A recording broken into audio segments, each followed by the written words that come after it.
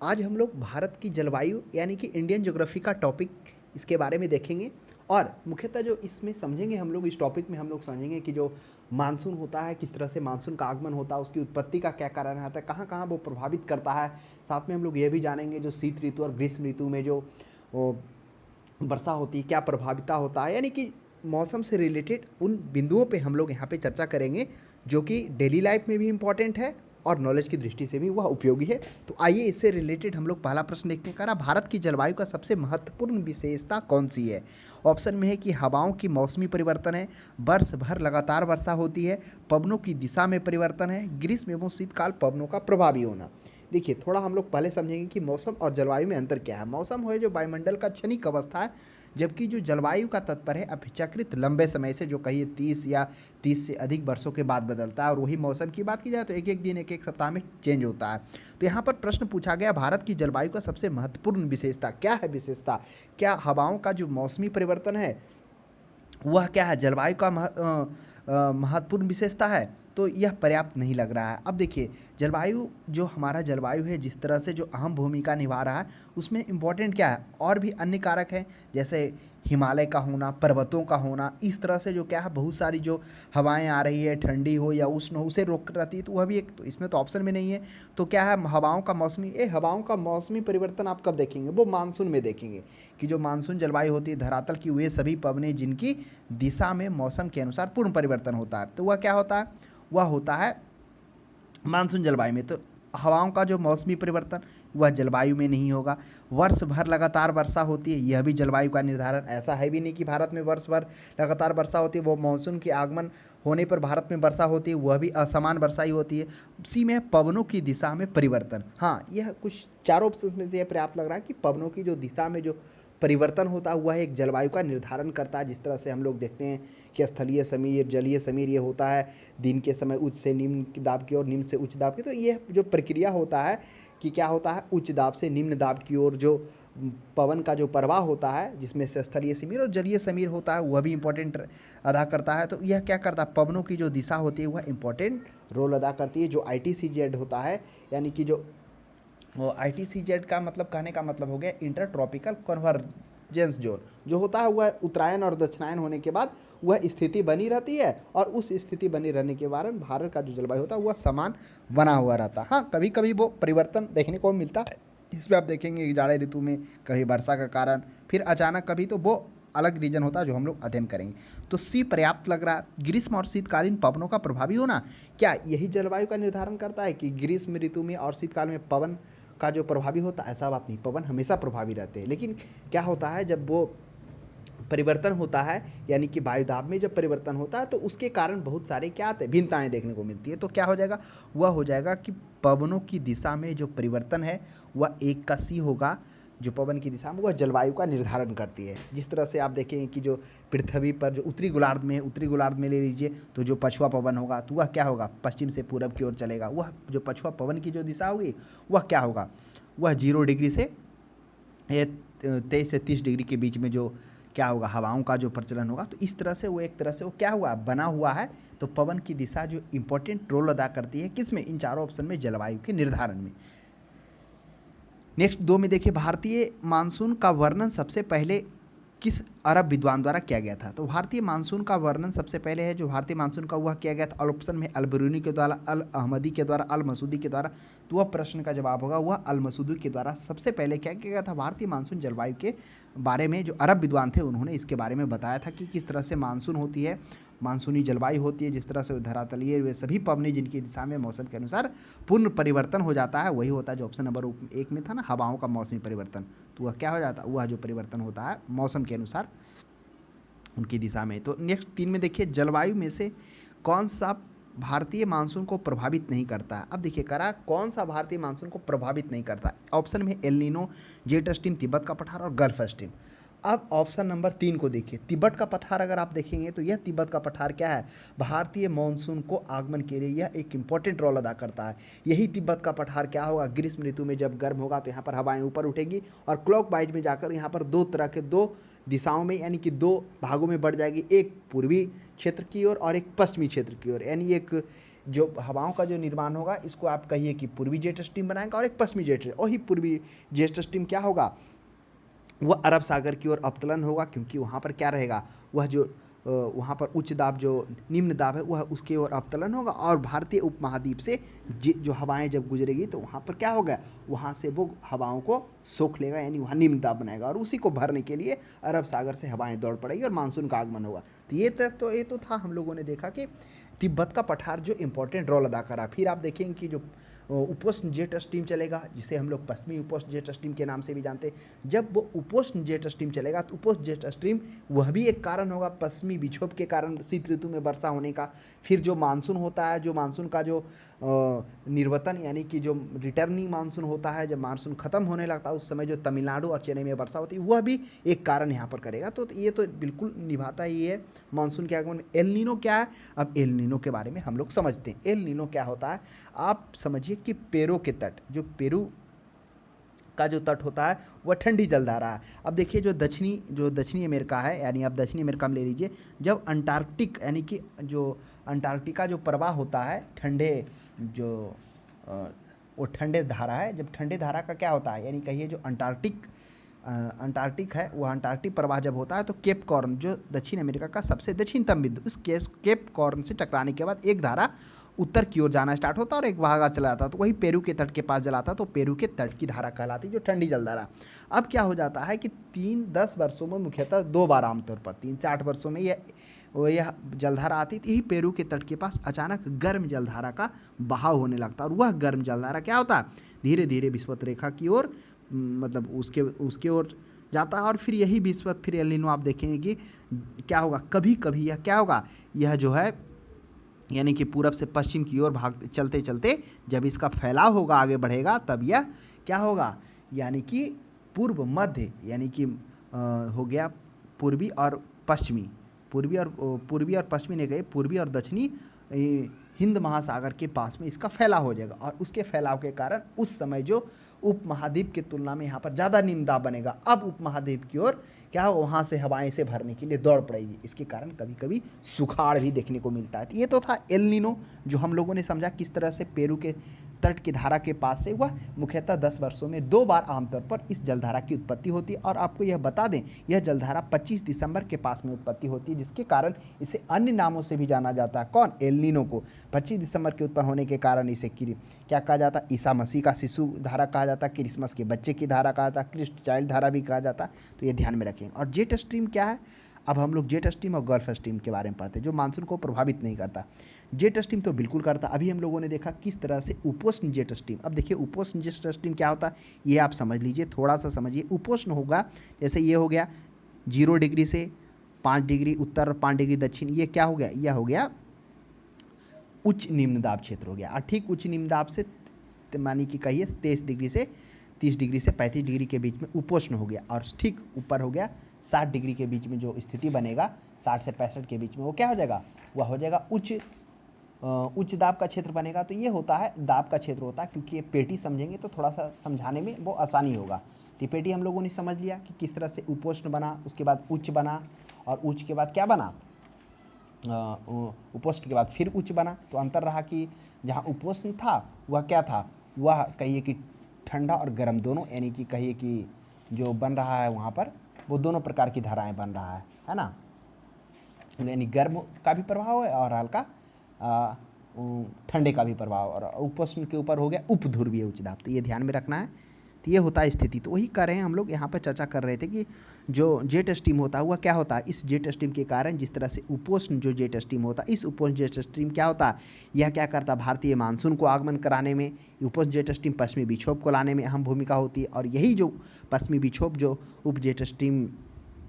उपोष्ण jet stream के कारण जो आती है पश्चिमी विक्षोभ के कारण, वह रबी के फसल के लिए काफ़ी लाभदायक होता है। यानी ठंडे के दिनों में जो बारिश होती है, खासकर उत्तर पश्चिम क्षेत्रों में, आप देख लेंगे नेपाल देख लीजिए, राजस्थान है, नहीं उत्तर पूर्वी क्षेत्र में, ये गंगा के तट में, इसी क्षेत्र में शीत ऋतु में वर्षा होती है। किसमें, पश्चिमी विक्षोभ के कारण। वो पश्चिमी विक्षोभ जो आता है किसके साथ भी आता है, वह उपोष्ण जेट स्ट्रीम। फिर देखिए पूर्वी जेट स्ट्रीम, ये पूर्वी जेट स्ट्रीम कब होगा, यह जो बनेगा तिब्बत के पठार में, जब वहाँ पर उच्च निम्न दाब ग्रीष्म ऋतु में बनेगा, तब वह ऊपर उठेगा और ऊपर उठ के क्लॉकवाइज 2 भागों में बढ़ जाएगा।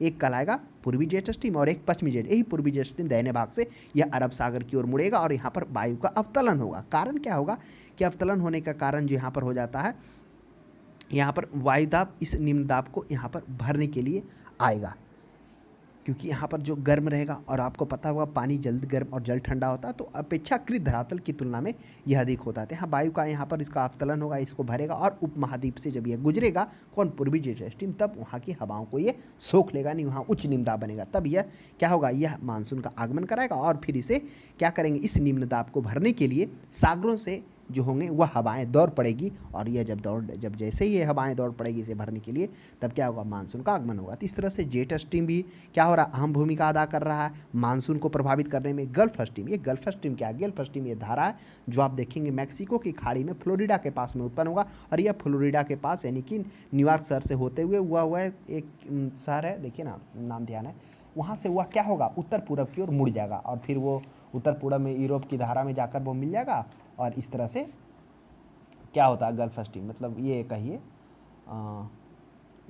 यहाँ पर कौन सा, न्यूयॉर्क एक शहर है दक्षिण अमेरिका का, न्यूयॉर्क से जब ऊपर जब आप बढ़ेंगे ना, तब वो शहर आपको फ्लोरिडा प्रायद्वीप मिल जाएगा देखने के लिए। फ्लोरिडा तो हम लोग देखोगे मैक्सिको खाड़ी, फ्लोरिडा तो वहीं पे पास में है ना, उसके ऊपर कौन सा है देखिए ना, ध्यान में नाम नहीं आ रहा है, आप एक बार देख लेंगे, न्यूयॉर्क शहर होगा, उस न्यूयॉर्क शहर से थोड़ा सा ऊपर जब आप बढ़ेंगे तो आपको यह चीज़ देखने को, हाँ देखिए हेलीपैक्स याद आ गया है ना, हेलीपैक्स है वहाँ, हेलीपैक्स जब आप जैसे ये यहाँ पर मैं फ्लोरिडा है ना, फ्लोरिडा से ऊपर बढ़ेंगे हेलीपैक्स, हेलीपैक्स से फिर यह उत्तर पूरब की ओर मिल जाएगा, उत्तर पूरब में मिलने के बाद फिर वही पश्चिमी विक्षोभ के साथ में वो यूरोपीय महाद्वीप को प्रभावित करेगा। फिर यहाँ से लेब्राडोर की ठंडी जलधारा आएगी, लेब्राडोर की ठंडी जलधारा वही बैफिन के खाड़ी से निकलेगी और ठंडी जलधारा इस तरह से मिक्स होगी और फिर वहाँ पर सरगैसो सागर भी बनेगा, तो वो कहानी अलग है। तो इसलिए इसको प्रभावित करने वाले जो हैं El Nino, jet stream, Tibet का पठार, लेकिन गल्फ स्ट्रीम क्या है, यह तो स्वाभाविक सी बात है, यह कहाँ बहती है, यह मैक्सिको की खाड़ी में यह धारा उत्पन्न होती है फ्लोरिडा के पास में, जो हेलीपैक्स के साथ में वह पूरब की ओर मुड़ जाती है, उत्तर पूरब की ओर।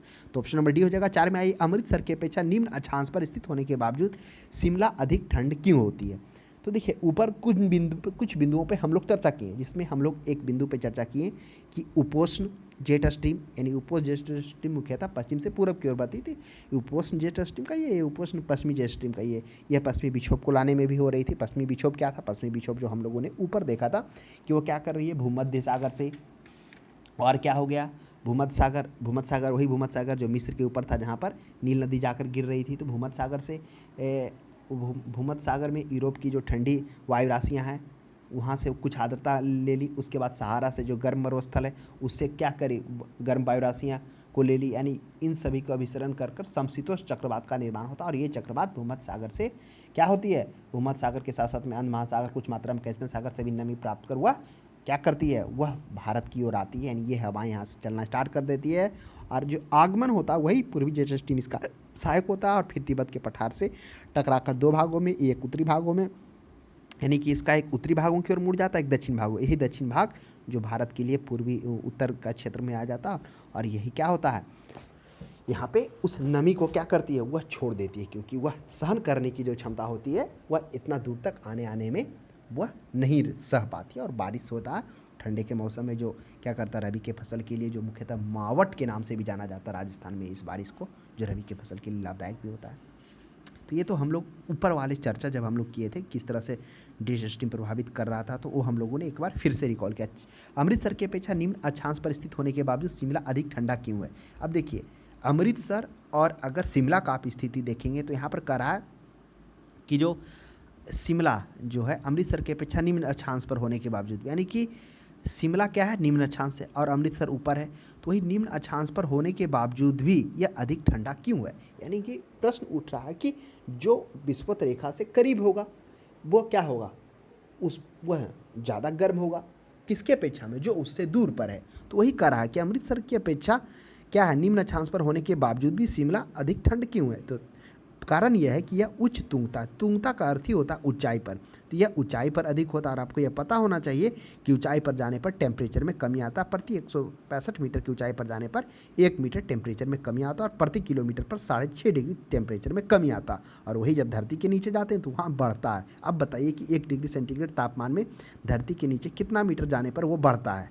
नेक्स्ट 5 में देखिए, निम्नलिखित में से किस राज्य में दक्षिण पश्चिम मानसून से वर्षा नहीं होती है। अब दक्षिण पश्चिम मानसून क्या है? देखिए दक्षिण पश्चिम मानसून पहले हम लोग समझेंगे कि इसका आगमन किस प्रकार से होता है। अभी हम लोगों ने देखा कि तिब्बत के पठार और जो है कौन सा, ये मध्य एशियाई देश, तो इस तरह से ये जो मुख्य इसमें इंपॉर्टेंट रोल अदा करता है कौन कौन, तिब्बत का पठार और मध्य एशिया। तो क्या होता है तिब्बत को, चूंकि आपको तिब्बत का पठार आपको पता होना चाहिए कि तिब्बत का पठार विश्व का सबसे ऊंचा पठार में जाता है। इसका जो 1000 तो ये खाली लंबा फैला हुआ है, चौड़ाई है 2500 किलोमीटर, यानी इतने बड़े क्षेत्र में है। तो यह एक तरह से मानसून को इफेक्ट करता है और वो प्रभावित करता है। तो तिब्बत के पठार में क्या हो जाता है, यहाँ पर अत्यधिक गर्म होने के बावजूद यहाँ पर उच्च वायुदाब का सॉरी उच्च वायुदाब नहीं, जब ज़्यादा गर्म हो रहा है तो निम्न वायुदाब बनेगा ना, तब अत्यधिक गर्म होने के कारण, गर्म होने की स्थिति में क्या होता है, तिब्बत के पठार से गर्म हवाएं उठकर ऊपर ऊपर उठती है और ऊपर जाकर यह क्लॉकवाइज घूमती है और वह दो भागों में बट जाती है। अब दो भागों में बढ़ जाने के बाद एक क्या हो जाती है, जिसे हम लोग पूर्वी जेट स्ट्रीम के नाम से जानते हैं और एक पश्चिमी जेट स्ट्रीम के नाम से जानते हैं।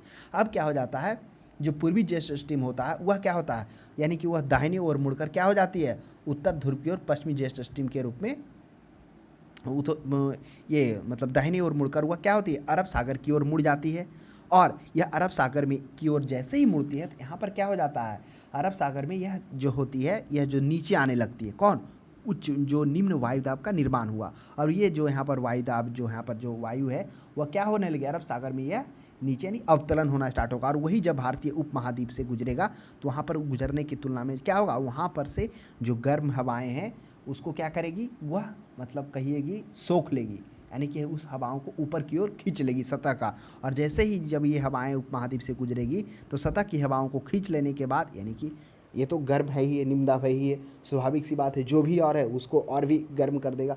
तो वहाँ पर निम्न वायुदाब का निर्माण होगा। जैसे ही निम्न वायुदाब का निर्माण होगा तो उसके भरने के लिए जो सागर की जो हवाएं हैं वो उस महाद्वीप की ओर दौड़ पड़ेगी। और जब दौड़ पड़ेगी तो वह क्या होगा, मानसून का आगमन होगा, जो दक्षिण पश्चिम मानसून के रूप में जाना जाएगा। यह दो शाखा होगा, एक अरब सागर से ये एंट्री करेगा और दूसरा बंगाल की खाड़ी से एंट्री करेगा। तो ये था इसका, हम लोगों ने देखा कि एक अरब सागर, फिर अरब सागर आप देखेंगे 3 शाखा से, एक कोरोमंडल तट से एंट्री करेगा और दूसरी शाखा जो है वह मुंबई से एंट्री करेगा और तीसरी शाखा सौराष्ट्र से एंट्री करेगा। फिर वही बंगाल की खाड़ी की शाखा क्या होगा, इस बंगाल की खाड़ी से शाखा हुआ इधर म्यांमार के अराकन्य की पहाड़ियों से टकराएगा, जो दक्षिण पश्चिम धारा से ना प्रवेश कर वही धारा टकराने के बाद क्या होगा, दक्षिण और पूरब की शाखाओं से वो प्रवेश करेगा और काफ़ी दिलचस्प कहानी आगे होगा। तो यहाँ प्रश्न पूछा है, दक्षिण पश्चिम मानसून से वर्षा नहीं होती है। तो दक्षिण पश्चिम मानसून से वर्षा पहले तो दक्षिण पश्चिम मानसून का 1 जून में आगमन हो जाता है दक्षिण पश्चिम का। आपको यह भी बता दें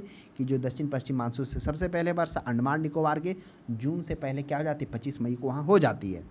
तो ये ध्यान में रखेंगे, प्रश्न ये भी मिल जाता है। तो दक्षिण पश्चिम मानसून से वर्षा कहाँ नहीं होगा, तमिलनाडु में, बिल्कुल ये तमिलनाडु से पहले आ जाइए, कर्नाटक में भी होगा, क्योंकि जो पहली शाखा है यह पश्चिमी घाट से होकर गुजरेगी। और पश्चिमी घाट आपको पता होगा कि वह ताप्ती नदी से नीचे लेकर कन्याकुमारी तक का पूरा पश्चिमी घाट आता है। कर्नाटक में भी होगी, पंजाब में भी जब वह जाएगी किस सौराष्ट्र वाली शाखा से एंट्री करेगी, तब तीसरी शाखा जो इसका है कौन, बंगाल की खाड़ी, अरब सागर की शाखा, तीसरी शाखा ही इसने है जो सौराष्ट्र प्रायद्वीप से कच्छ से टकराते हुए क्या करेगी, वह अरावली के साथ साथ पश्चिमी राजस्थान को पार करेगी। तो ये भी पंजाब में भी होगा, राजस्थान में भी कुछ बारिश होगा, तमिलनाडु में नहीं होगा। कारण क्या होता है तमिलनाडु में, अब देखिए तमिलनाडु में क्या हो जाती है, अब जिस शाखा को जो दक्षिणी पश्चिमी जो बंगाल की खाड़ी की शाखा था, अब वह बंगाल की खाड़ी की शाखा आपको पता होगा पूर्वी पठार पश्चिमी पठार की तुलना में कम ऊंचाई है, तो जिसके कारण यह ऊपर ऊपर ही निकल कर वह जाती है। और इसकी एक शाखा यह क्या कहाँ होगी, यहाँ पर बारिश नहीं होगी।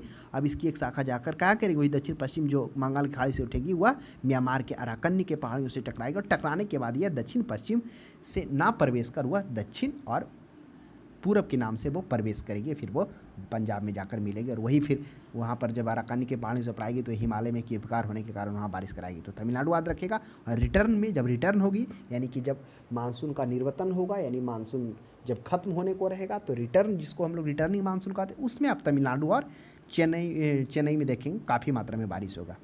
नेक्स्ट देखिएगा 6 में, तमिलनाडु में शरद शरदकालीन वर्षा अधिकांशतः किन कारणों से होती है? काफ़ी अच्छा प्रश्न है। अब देखिए कह रहा है जो शरद ऋतु में होती है दक्षिण पश्चिम मानसून वर्षा कौन होती है? उत्तर पूर्वी मानसून से, दक्षिण पश्चिम मानसून से, दक्षिण पूर्व मानसून से, पश्चिमी विक्षोभ से। देखिए जो शरद ऋतु में बारिश होती है तमिलनाडु में, वह उत्तर पूर्वी मानसून से होता है। अब यह उत्तर पूर्वी मानसून क्या है? अब क्या हो जाता है जब ग्रीष्म ऋतु होता है तो भारत ये सूर्य क्या होता है? उत्तरायण होता है। उत्तरायण होने के कारण यहाँ उच्च दाब यानी कि निम्न दाब का क्षेत्र बनता है। यानी कि जब वायु गर्म होगी तो ऊपर उठेगी, निम्न दाब का क्षेत्र बनेगा उच्च में। तो यह क्या हो जाता है जैसे ही ये मतलब सितंबर के बाद से उत्तरायण से क्या हो जाता है? वह दक्षिणायन होता है। तो जो उत्तरी क्षेत्र होता है उस उत्तरी क्षेत्र में जो वायुदाब होती है, निम्न वायुदाब धीरे धीरे शिथिल पड़ने लगता है और उसके उच्च वायुदाब यहाँ पर अपना स्थान ले लेती है। और वही शिथिल पड़ने के कारण फिर यह जो मानसून होती है वह रिटर्न होती है। और रिटर्न होने के दरमियान में यहीं से यह मानसून रिटर्न यानी उत्तर और पूरब से, जो यहाँ उत्तर हो गया और ये पूरब हो गया, यहाँ से फिर ये इसका रिटर्निंग स्टार्ट होने लगता। और फिर क्या करेंगे? यह जो आर्द्रता कुछ प्राप्त कर लेगा वो उसके किसके कारण? यह देखेंगे उपोष्ण जो होगा, उपोष्ण जेट स्ट्रीम, जिसे हम लोग पश्चिमी जेट स्ट्रीम कहिए या उपोष्ण पश्चिमी जेट स्ट्रीम कहिए, उससे उस वह भी इसके प्रभावित में आ जाएगा। क्योंकि यह क्या होगा? यहाँ से यह अरावली के पहाड़ियों से, अरावली नहीं कहिए, तिब्बत के पठार से एक शाखा टकराकर यह कहाँ होगा? वह क्या करेगा? यानी कि जो उत्तर पश्चिम यानी कि उत्तर और पश्चिम भाग में जो उच्च वायुदाब का क्षेत्र बनेगा वो हल्का बनेगा क्योंकि रेगिस्तान है वहाँ पर। तो वो क्षेत्र क्या करेगा? उसे अपने ओर आकर्षित करेगा। तो पश्चिमी उपोष्ण जेट स्ट्रीम के कारण पश्चिमी विक्षोभ भी लेकर आया, वो पहले बारिश करेगा। फिर उसकी जो प्रभाविता होती है वो बनी हुई स्टार्ट होती है। तो वह क्या होता है? साथ में यह पवन, कौन पवन? उत्तर पूर्वी मानसून अपने साथ लेता और अरब सागर से वो नमी, अरब सागर नहीं कहिए, बंगाल की खाड़ी से नमी प्राप्त करके वह धीरे से जब आती है और तमिलनाडु के तट पर इसे लौटता हुआ मानसून भी हम लोग कहते हैं। और ये तमिलनाडु जहाँ पे आप लोग कहिए चेन्नई में भारी बारिश होता है तो वही होता है उत्तर पूर्वी मानसून। क्यों? क्योंकि वह जो होता है दक्षिण पश्चिम से तो वहाँ पर बारिश हुआ नहीं, वो वहाँ से निकल गया। और जब वो लौटता हुआ यानी कि मुख्य कारण ये आप ये समझिए कि क्या हो जाता है? सूर्य का जो होता है वह उत्तरायण से दक्षिणायन में स्थिति में चला जाता है। और दक्षिणायन स्थिति में जाने के कारण उत्तरायण का जो होता है वह निम्न दाब का क्षेत्र शिथिल पड़ने लगता है, यानी कि धीरे धीरे कमजोर हो जाता है और उच्च वायुदाब वहाँ पर अपना स्थान ले लेती है। और फिर यहाँ पर क्या हो जाता है? दक्षिणायन हुआ तो इस स्थिति में परिवर्तन आता और इस परिवर्तन के कारण यहाँ भारी बारिश हुआ। साथ में देखिए कि दक्षिण पश्चिम मानसून निम्नलिखित में से किस प्रदेश में सर्वप्रथम प्रवेश करता है? काफ़ी अच्छा प्रश्न है। अभी हम लोगों ने चर्चा किया कि दक्षिण पश्चिम मानसून का आगमन के पीछे कौन सा है? जेट वायु स्ट्रीम का योगदान है। अब जेट वायु स्ट्रीम भी 2-3 प्रकार के होते हैं। एक तो होता है ध्रुवीय जेट वायु स्ट्रीम जो कि मुख्य ध्रुव पर ही चलती है। दूसरा होता है उपोष्ण कटिबंध वायु जेट स्ट्रीम। तो उपोष्ण मुख्यतः उपोष्ण कटिबंध जेट स्ट्रीम जो हम लोगों ने देखा पछुआ पवन को भी आगमन कराया। और लौटता हुआ मानसून में जो आर्द्रता प्राप्त हुआ वह उसके कारण भी प्राप्त हुआ। और साथ में जो उत्तरायण का दक्षिणायन होना उसके कारण भी क्या हो गया? तमिलनाडु में बारिश हुआ। दो इंपॉर्टेंट, तो मेन उत्तरायण दक्षिणायन इंपॉर्टेंट रोल अदा कर रहा है। और साथ में वो भी उसको क्या कर रहा? उस चीज़ को आर्द्रता लेने में सहयोग कर रहा उपोष्ण जेट स्ट्रीम। अब क्या हो गया? अब प्रश्न उठता है कि दक्षिण पश्चिम मानसून में किस प्रदेश में सर्वप्रथम प्रवेश करता है? तो वह प्रवेश करता है किस में? दक्षिण पश्चिम मानसून प्रवेश करता है सर्वप्रथम, वह केरल से प्रवेश करता है, वही तिरुवनंतपुरम से प्रवेश करता है।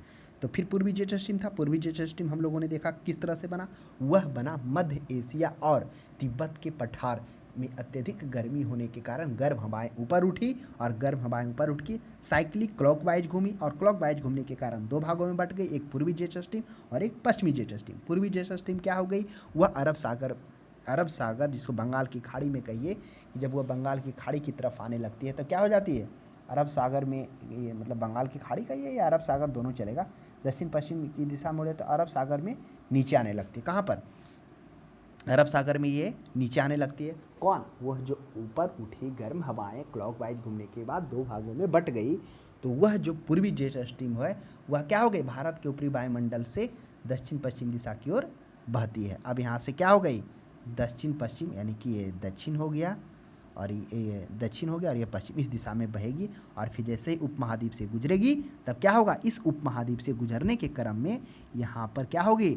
यह हवाओं को अपनी ओर खींच लेगी, सतह से हवाओं को ऊपर की ओर खींच लेगी, जो भी नमी रहेगा उसको ले लेगी। क्यों? स्वाभाविक से इसलिए नमी लेगी क्योंकि यह जो गुजर रही हवा यह क्या है? यह पूर्वी जेट स्ट्रीम है उसका निर्माण कैसे हुआ? ये इसका निर्माण हुआ है निम्न वायुदाब से। निम्न वायुदाब कैसे बना है? अत्यधिक गर्मी के कारण। तो स्वाभाविक सी बात है, जब गुजरेगी तो वहाँ पर क्या करेगी? उस हवाओं को तो खींच ही लेगी, निम्न वायुदाब बनेगा। और जैसे ही अरब सागर में पहुँचेगी तो इस अरब सागर में पहुँचने के बाद क्या होगा? यह जो होंगे यहाँ पर, यह धीरे धीरे नीचे आना स्टार्ट हो जाएगी। कौन? पूर्वी जेट स्ट्रीम। तो ये ध्यान में रखिएगा। निम्न, तो उसके बाद फिर क्या होगी? इस हवा, इस मतलब जो भारतीय उपमहाद्वीप में जो निम्न दाब बना, इस निम्न दाब को भरने के लिए हवाएं क्या होगी? सागर से दौड़ पड़ेगी, यानी कि अरब सागर से उच्च दाब क्षेत्र से जो हवाएं हैं वह क्या करेगी? यानी कि जो उत्तर पूर्व की ओर चलने के लिए दौड़ पड़ेगी, जो दक्षिण पश्चिम मानसून कहलाता है। तो ध्यान में रखिएगा, ये था स्थिति। तो जो कार्य सबसे पहले वह केरल में करवाएगा, और केरल से भी पहले एक अंडमान निकोबार था, वहाँ पे भी बारिश हो रहा था इसके कारण। नेक्स्ट 8 में देखिएगा कि देश के किस भाग में मानसून के अरब सागर एवं बंगाल की खाड़ी दोनों की शाखाओं में बारिश होती है। कह रहा है देश के किस भाग में मानसून के अरब सागर एवं बंगाल की खाड़ी दोनों शाखाओं से बारिश हो। देखिए अब हम लोग समझिए कि जो मानसून का आगमन था किस तरह से पूर्वी जेट स्ट्रीम इंपॉर्टेंट। देखिए पूर्वी जेट स्ट्रीम इसलिए हम लोगों ने नामकरण किया क्योंकि जो इसकी दिशा है पूरब से क्या हो जाती है? पूरब से हो जाती है दक्षिण और पश्चिम की दिशा हो जाती है। क्यों हो जाती है? क्योंकि यह जो उठती है, आपको यह पता होना चाहिए कि जेट स्ट्रीम, जितने भी जेट वायु धाराएँ होती, उसका मुख्य निर्माण जो होता है वह जो होता है दाब प्रवणता, यानी तापमान में अंतर के कारण इसे वायुदाब प्रवणता। वायुदाब प्रवणता ही होता है कि जो हाई प्रेशर और लो प्रेशर के बीच में जो ताप में जो अंतर होता है वही प्रवणता, वही जो होता है उसी को दाब प्रवणता कहते हैं। पीजीएफ कहते हैं, है ना। पीजीएफ का मतलब प्रेशर ग्रेडियंट फोर्स, ये होता है दाब प्रवणता। तो उसी के कारण क्या होता है कि मुख्य रूप से जो तापमान में अंतर है उससे उत्पन्न वायुदाब प्रवणता इसका मुख्य कारण है। किसका? जेट वायु स्ट्रीम का। यह मुख्यतः जो होती है यह कई क्षोभ मंडल के करीब में कितने किलोमीटर से चलती है? यह मतलब कई 6 से 8 किलोमीटर, 6 से 18 किलोमीटर के बीच में यह इसका जो होता है, मतलब 10 से 14 किलोमीटर के बीच में, अक्षांशों के मध्य 10 से 14 किलोमीटर पर मिलती है। ये कौन? ये आपको जेट वायु स्ट्रीम। तो ये क्षोभ मंडल के निकट होती है, पश्चिम से पूरब की ओर चलती है। तो यहाँ पर पूरब से पूर्वी जेट स्ट्रीम है, पूरब की ओर चल रहा है। तो आप यही ध्यान में रखेंगे, जो जेट स्ट्रीम होती है वह 150 से 300 किलोमीटर के, मतलब कहिए कि 200 से 300 किलोमीटर के प्रति घंटा से चलती है। क्षोभ मंडल के करीब में होती है, ऊपरी में होती है। और इसका जो कारण है चलने का वह है कि तापमान में अंतर के कारण इसकी उत्पत्ति होती है, पृथ्वी के सतह पर जो होती है उसी कारण होती है। तो ये था, हम लोगों ने क्या समझा था कि अरब सागर एवं बंगाल की खाड़ी दोनों शाखाओं को प्रभावित करती है। तो अब हम लोग जब मानसून का आगमन हुआ था तो उस मानसून के आगमन के पीछे हम लोगों ने देखा था किस तरह से पूर्वी जेट स्ट्रीम का योगदान था, और उस जेट स्ट्रीम के कारण क्या हो गया? भारत में मानसून का आगमन हुआ। वह आगमन होता है 1 जून को आगमन होता है, और 1 जून को आगमन होता है। और आपको हम बता दें कि 1 जून के बाद कहिए कि 5 से 10 जून तक कोलकाता मुंबई पहुँच जाता है, और 10 से 15 जून तक पटना अहमदाबाद ये सब में फैल जाता है, और 15 जून तक दिल्ली का लखनऊ कानपुर यहाँ तक चली जाती है। तो ये इस प्रकार से ये आगमन होता है। अब क्या हो जाता है कि बंगाल की खाड़ी 2 शाखाएं, अब जो प्रायद्वीपीय भारत की दस्तक देने के बाद दक्षिण पश्चिम मानसून 2 शाखाओं में बढ़ जाता है। एक कौन शाखा? एक अरब सागर का शाखा और दूसरा बंगाल की खाड़ी का शाखा। अब अरब सागर की शाखा भारतीय महाद्वीप में क्या करेगी? 3 तरह से क्या करेगी? 3 स्थिति से प्रवेश करेगी। पहला होगा पश्चिमी तट से करेगी, और दूसरा क्या होगा? मुंबई से करेगी, और तीसरा जो होगा कच्छ के, गुजरात जो सौराष्ट्र होगा वहाँ से कच्छ से एंट्री करेगी। अब यह जो दोनों होगा, यह शाखाएं यह होगी। अब इधर से बंगाल की खाड़ी से क्या होगी? यह जो होगा दक्षिण पश्चिम से प्रवेश ना करके यहाँ पर जरूर दक्षिण पश्चिम, तो यहाँ पर भी बंगाल खाड़ी से उठेगी। तो यह क्या होगी? ये उठने के बाद ये जो शाखाएं होगी यहाँ पर अराकन्नी की पहाड़ियों में हमारे यहाँ पर टकराएगी, और दक्षिण पश्चिम से प्रवेश ना कर क्या होगी?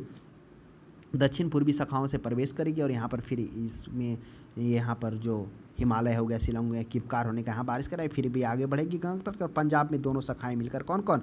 एक बंगाल की खाड़ी की शाखा और एक अरब सागर की शाखा दोनों मिलकर क्या करेगी? पंजाब में वर्षा करवाएगी।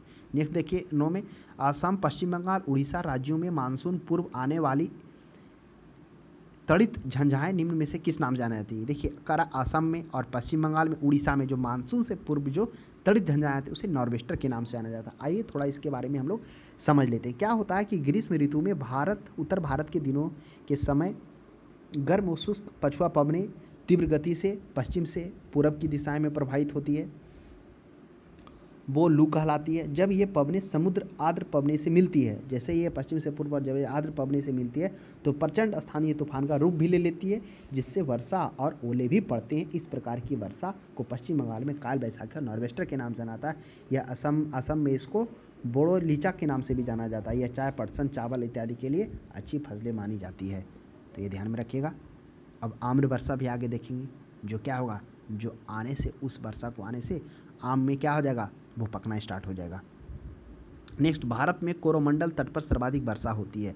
देखिए काफ़ी अच्छा प्रश्न है। अब प्रायद्वीपीय भारत में जैसे ही हम लोग आते हैं, प्रायद्वीपीय भारत क्या है, जब आप क्या होते हैं नर्मदा से कहाँ जाते हैं, नीचे की ओर जाते हैं तो प्रायद्वीपीय भारत होता है। तो ये हो गया पश्चिमी तट, ये हो गया पूर्वी तट। तो पूर्वी तट को मुख्यतः 3 भागों में बांटा गया। उत्तर को क्या कहा गया, उत्तरी सरकार, और बीच वाले को गोलकुंडा तट, और सबसे नीचे वाले भाग को कोरोमंडल तट, जो मुख्यतः तमिलनाडु और कुछ आंध्र प्रदेश का क्षेत्र आता है। तो कोरोमंडल तट पर वर्षा किससे होती है, आपको पता होगा, वह होता है लौटता हुआ मानसून। मानसून का आगमन तो जून में होता है, लेकिन जब वो लौटता है, जिसे हम लोग उत्तर पूर्वी मानसून के रूप में भी कहते हैं। और उत्तर पूर्वी मानसून के लिए किस तरह से जब स्थिति क्या हो रहा था, जब उत्तरायण से सूर्य का जो उत्तरायण से दक्षिणायन होने की स्थिति में क्या हो रहा था, जो उत्तर की स्थिति में जो निम्न दाब क्षेत्र था वहाँ पर उच्च दाब ग्रहण कर लेता, वो शिथिल होने पड़ता है। इसके कारण वो रिटर्न मानसून होता, धीरे धीरे वहाँ पर मानसून कम हो जाती है, और वह फिर लास्ट में आकर जब दक्षिणायन होता है तो वह अक्टूबर नवंबर में तमिलनाडु और कहाँ बारिश करवाई है, यह बारिश करवाएगी चेन्नई में। तो वही करा अक्टूबर नवंबर है, और उसमें जो योगदान होगा वह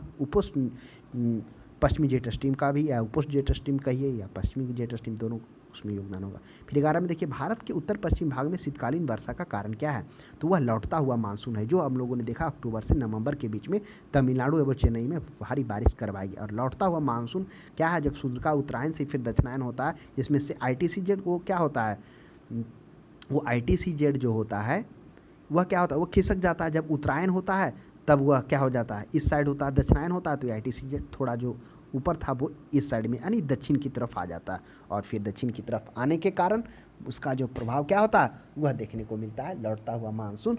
और उसके कारण क्या हो जाता है, जहाँ पर निम्न वायुदाब क्षेत्र था वहाँ पर उच्च वायुदाब क्षेत्र अपना स्थान ले लेती है। 12 में आइए, 12 में कह रहा भारत में सर्वाधिक वर्षा क्षेत्र होती है, कौन सा क्षेत्र में होती है। देखिए सर्वाधिक वर्षा कहाँ होगा, ऑप्शन में है पश्चिमी घाट, हिमाचल, हिमालय क्षेत्र, मेघालय, मध्य प्रदेश, उत्तर प्रदेश, बिहार, हरियाणा। सर्वाधिक वर्षा वहीं पे होगा जहाँ पे पहाड़ियाँ ज़्यादा रहेगी। पहाड़ियाँ के साथ साथ में इम्पोर्टेंट रोल अदा करता है कि वह क्या है, समुद्र से दूर है, करीब है, प्लस वहाँ पे जो वायु धाराएँ हैं जो किस तरह से चल रही है, किसके संपर्क में, वह भी इंपॉर्टेंट रोल अदा कर रहा है। तो कह रहा भारत में सर्वाधिक वर्षा तो होगा वह पश्चिमी घाट, हिमाचल प्रदेश, मेघालय। तो इस प्रश्न का चारों में से अगर आप ऑप्शन देखते हैं तो पर्याप्त लग रहा है ए, पश्चिमी घाट, हिमालय और मेघालय। क्यों ऐसा, आप देख रहे हैं कि पश्चिमी घाट में क्यों हो रहा था सर्वाधिक वर्षा, जब मानसून का आगमन हो रहा था, आगमन के दरमियान में भी यहाँ बारिश हो रही थी। अब मानसून के आगमन के दरमियान में सर्वाधिक बारिश होने के कारण पश्चिमी तट क्या है, वह ऊंचा है पूर्वी तट की अपेक्षा में। यह लगभग पूर्वी तट 900 मीटर है, तो यहाँ 1300 मीटर की अपेक्षा औसत ऊंचाई इसकी है।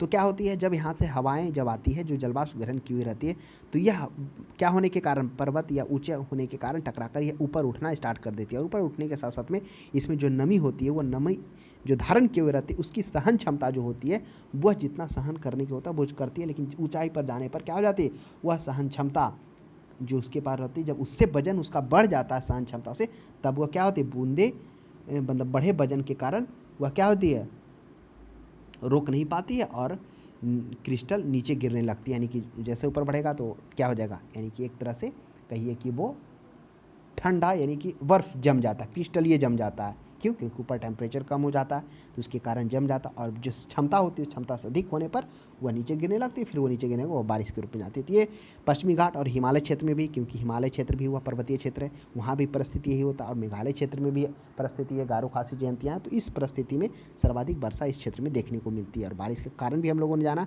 किस तरह से जब जलवाष्प होती है ऊपर उठती है तो क्रिस्टल, ये जल क्रिस्टल जो जल का क्रिस्टल होता है वो आपस में पास में आकर चिपक जाती है, फिर क्या हो जाता है, मिलने से उसकी जो सहन क्षमता होती है वो धीरे धीरे बढ़ने लगती है, और जब सहन क्षमता से ज़्यादा क्या हो जाता है, उसमें आर्द्रता कहिए या फिर क्रिस्टलीय जो जम रहा है वहाँ पर बर्फ़ वो ज़्यादा हो जाती है, फिर वो उसे पकड़ नहीं पाती, फिर वो नीचे गिरता है, नीचे गिरने के दौरान में वो फिर क्या हो जाती है, पिघलकर बारिश के रूप में पृथ्वी पर पहुंचती है। भारत में सर्वाधिक वर्षा प्राप्त करने वाला स्थान कौन सा है? बीकानेर, चेरापूंजी, मानसीराम, शिमला। यही दो ऑप्शन होगा, चेरापूंजी और मानसीराम। अब हमें पता करना है कि दोनों है कहाँ। अब देखिए जो यह भी मेघालय में चेरापूंजी खासी, यहाँ पर 1012 सेंटीमीटर बारिश होती है और मानसीराम में 1221 सेंटीमीटर बारिश होती है। और आपको ध्यान में रखने का यहीं पे क्या स्टेलरेमाइट और स्टेलरेक्टाइट करके दो गुफाएं, प्रसिद्ध गुफाएं भी है, तो मानसीराम हो जाएगा। अंतर ज़्यादा नहीं है, यहाँ पर 1021, यहाँ पर 1221 सेंटीमीटर बारिश होती है, तो ध्यान में रखिएगा। नेक्स्ट देखिए, भारत में सबसे अधिक और सबसे कम वर्षा वाले दो राज्यों का सही क्रम बताइए। सबसे अधिक कहाँ होगा, तो मेघालय आपको याद ही हो गया क्योंकि मानसीराम चेरापूंजी यही है, तो मेघालय हो जाएगा। उसके बाद सबसे कम राजस्थान होगा। राजस्थान क्या मरुस्थलीय क्षेत्र है और जिसमें से कम बारिश होने के कारण जिस तरह से मानसून जब आ रही थी तो क्या हो रही थी, जब जो सौराष्ट्र के यानी कि गुजरात के सौराष्ट्र जो प्रवेश कर रही थी वह क्या हो रही थी, यानी कि दक्षिण पश्चिम मानसून जब वहाँ पहुँच रही थी तो वहाँ पहुँचते पहुँचते जो बहुत सारा जो नमी होती है वो नमी पहले ही वो क्या कर चुकी होती है, वो खो चुकी होती है।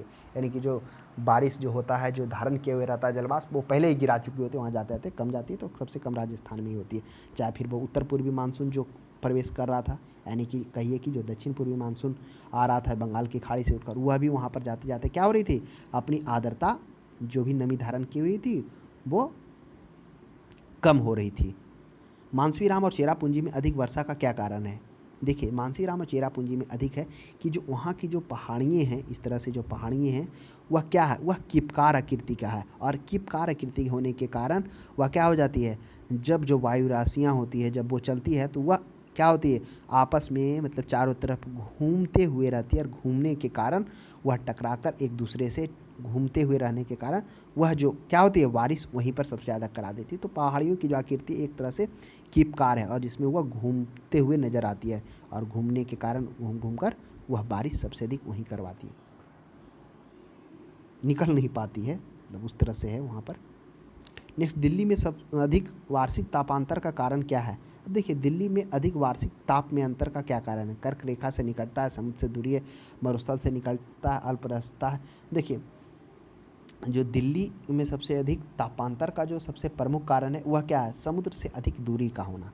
यह उसका कर्क रेखा से निकटता नहीं है, वह समुद्र से दूरी होने के कारण सबसे अधिक तापांतर देखने को मिलता है, ताप में अंतर।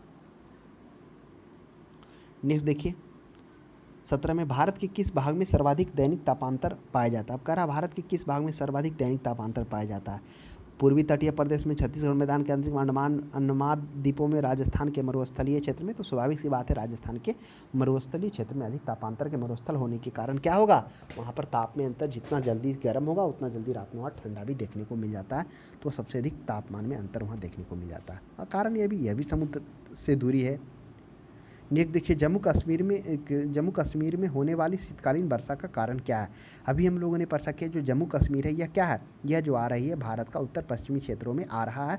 अब क्या हो रहा है, शीतकाल में क्या हो रही थी, उपोष्ण जेठ पवनी जिसे हम लोग कह रहे थे पश्चिमी जेठ पवनी हो रही थी, वह क्या हो रही थी, वह जो है भूमध्य सागर से क्या हो रही थी, यूरोप की ठंडी जो वायु राशियाँ हैं वो प्राप्त कर रही थी, और साथ में जो गर्म जो जलधारा था, यानी कि कहिए कि सहारा मरुस्थल से जो गर्म वायु राशियाँ आ रही थी उसे भी वह प्राप्त कर रही थी, और जब वो आगे बढ़ रही थी तो साथ में कैस्पियन सागर कह लिए, अंध महासागर, भूमध्य सागर से नमी प्राप्त कर वो आगे बढ़ रही थी, और भारत में जब वह आ रही थी तो वह क्या, तिब्बत के पठार से टकराने के बाद दो शाखाओं में बट रही थी। एक शाखा उत्तर की ओर जा रहा था, और दूसरा शाखा दक्षिण की ओर। वही दक्षिण की ओर जरा जो शाखा मुड़ा, वह भारत में क्या करवाया, उत्तर पश्चिम भारत में बारिश करवाया, और यह जो बारिश है वह द्रवी के फसल के लिए उपयोगी होता था। राजस्थान में इसी बारिश को मावट के नाम से भी जाने जाते हैं। तो इस तरह से हम लोगों ने ये क्या देखा कि जो इसमें पश्चिमी विक्षोभ का इम्पोर्टेंट रोल अदा करता है। शरद ऋतु में बारिश होती है। 19 में देखिए, निम्नलिखित में से किस स्थान पर सबसे कम वार्षिक वर्षा होती है? तो सबसे कम वार्षिक वर्षा कहाँ होती है? बेल्लारी, जैसलमेर, जोधपुर और लेह। देखिए, चारों जो है यह कुछ राजस्थान का, लेकिन यह लेह उत्तर कहाँ है, यह जम्मू कश्मीर का। लेकिन जम्मू कश्मीर में जो लेह है वहाँ पर हो गया, जम्मू हो गया, यहाँ पर कश्मीर हो गया, यहाँ पर लेह हो गया। ये देखिए जम्मू कश्मीर का डायग्राम आप देखिए, तो लेह में जो होता है वह सबसे कम बारिश देखने को मिलता है, क्योंकि ये ऊंचाई पे भी अधिक है। नेक्स्ट देख लीजिए, यदि भारत में कर्क रेखा के स्थान पर विषुवत रेखा होती तो यहाँ की जलवायु पर क्या प्रभाव करता। कह रहा कि अगर भारत में कर्क रेखा के स्थान पर विषुवत रेखा होती तो स्वाभाविक सी बात है वहाँ पर क्या हो जाता, ताप अधिक होता, और ताप अधिक होता तो वर्षा भी अधिक होता। तो क्या क्या अधिक ताप और अधिक वर्षा, जितना जल्दी जल का बलवाव, आप देख रहे हैं ना, जो भी भूमध्य सागर के नज़दीक में जो क्षेत्र है, जो स्थिति है वहाँ पर, वह क्या हो जाती है, दिन भर तो पूरा धूप रहता, 4 बजे के बाद मूसलाधार बारिश होती है। तो क्यों होता, नीचे में लो प्रेशर बनता, लो प्रेशर बनने के बाद वायु धारा, जो वायु राशियाँ होती है, जो वायु होती है वह ऊपर उठती है, जो भी आर्द्रता होता है वो प्राप्त करके ऊपर जाती है। ऊपर जाने के बाद फिर क्या हो जाता है, फिर जैसे जैसे वो उसका ऊपर जाने के बाद जब वो अपनी क्षमता से ज़्यादा जलवाष्प ग्रहण कर लेती है, और उसके बाद फिर क्या हो जाती है, ग्रहण करने के बाद वो उसे रोक नहीं पाती है और फिर वो बारिश के बूंदों में गिरना स्टार्ट हो जाती है। तो 20 का क्या हो जाएगा, ऑप्शन नंबर बी पर्याप्त होगा। मानसून वर्षा की विशेषता नहीं है। क्या है मानसून वर्षा की विशेषता नहीं है। अब मानसून क्या था, मानसून वर्षा जो हम लोगों ने देखा था कि मुख्यतः क्या हो रहा था, सभी पवनें जिनकी दिशा मौसम के अनुसार पूर्ण परिवर्तन हो रही थी, वही मानसून जलवायु भी कहलाया, मानसून परिवर्तन जो है। तो मानसून वर्षा की विशेषता नहीं है। मौसमी वर्षा, क्या मानसून वर्षा में मौसमी वर्षा होती, बिल्कुल सही बात है। जिस प्रकार से हम लोगों ने देखा मानसून में भारत का आगमन हो रहा था, तो उस मानसून आगमन में मौसमी वर्षा हो रहा था, ऐसा तो नहीं ना सभी वर्ष हो रहा था। तो मौसमी वर्षा पर्याप्त है। अनिश्चित एवं अनियमित वर्षा, हमने यह भी देखा कि जो मानसून वर्षा था वह अनिश्चित एवं अनियमित वर्षा भी कर रही थी। जहाँ केरल में सबसे ज़्यादा वर्षा करवा रही थी, वहीं राजस्थान हरियाणा इन क्षेत्रों में के बहुत सारे क्षेत्रों में बहुत कम क्या हो रही थी, वर्षा करवा रही थी। फिर और भी अन्य स्थानों में ये अंतर पाया जाता है। तो अनिश्चितता और अनियमितता वर्षा यह भी देखा गया कारण मानसून वर्षा में। वर्षा पर असमान वितरण यह भी देखा गया, कहीं 200 सेंटीमीटर वर्षा हो रही है, कहीं 100 से भी नीचे हो रही, कहीं 50 से भी नीचे हो रही थी। जहाँ यहाँ आप देख लीजिए 200 हो रहा है, वहीं राजस्थान में 50 से भी नीचे। तो यह क्या, वर्षा में असमान वितरण भी हो रहा है। सी भी है मानसून वर्षा की विशेषता में, वर्षा होने वाले दिनों की निरंतरता। क्या ऐसा है कि मानसून वर्षा में निरंतरता शाश्वत बने रहता, ऐसा नहीं है, कम ज़्यादा ये होता रहता है। तो ये निरंतरता ऑप्शन नंबर डी पर्याप्त नहीं है। 22 में चलिए, 22 में करा भारत के अधिकांश कर्क रेखा से उत्तर स्थित है। बिल्कुल सही बात है। जो भारत के अधिकांश, देखिए भारत की जो स्थिति है, हम लोग थोड़ा सा देखते हैं भारत की स्थिति।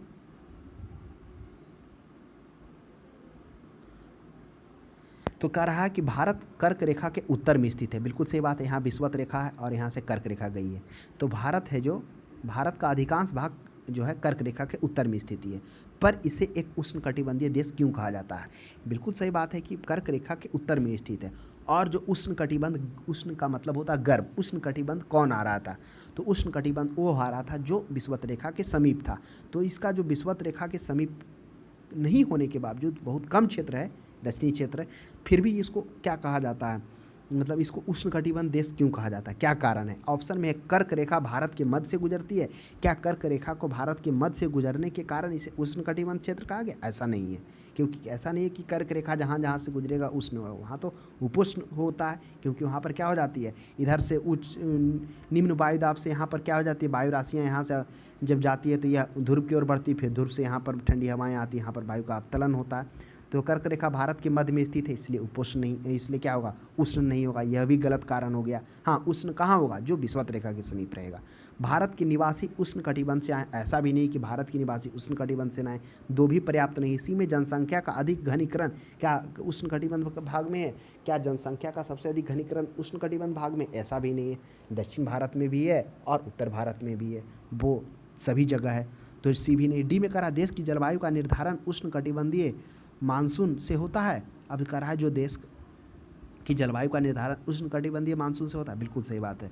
अब देश का जो जलवायु का निर्धारण होता है वह उष्णकटिबंधीय मानसून से होता है। अब ये उष्णकटिबंधीय मानसून क्या है, इसमें से हम लोगों ने देखा जो उष्णकटिबंधीय मानसून है, जिसमें हिमालय का भी एक इम्पोर्टेंट रोल अदा हो रहा है ना।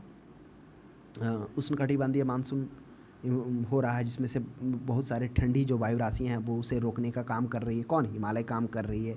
जिसके कारण क्या हो रहा है, यहाँ का जो स्थिति है भारत की जलवायु का, वो मुख्यतः उष्णकटिबंधीय बनाने रखने में योगदान उसका दे रहा है।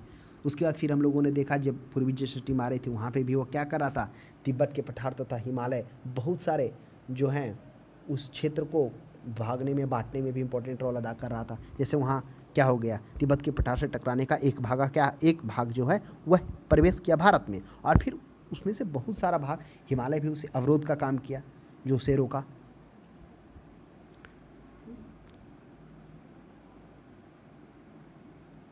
तो ऑप्शन नंबर क्या हो जाएगा, डी पर्याप्त हो जाएगा। चलिए नेक्स्ट में आइए। तो इसमें पुणे में मुंबई से कम वर्षा होती क्यों होती है, करा पुणे में मुंबई से कम वर्षा होती है। देखिए दोनों पश्चिमी तट पर, पुणे मुंबई दोनों महाराष्ट्र में ही है। देखिए जो पुणे में मुंबई में से कम वर्षा इसलिए होती है क्योंकि यह जो है वृष्टि छाया में पड़ती है। देखिए वृष्टि छाया क्या होता है, कोई भी जो पर्वत होता है उस पर्वत का जो पिछला भाग होता है वह वृष्टि छाया कहलाता है।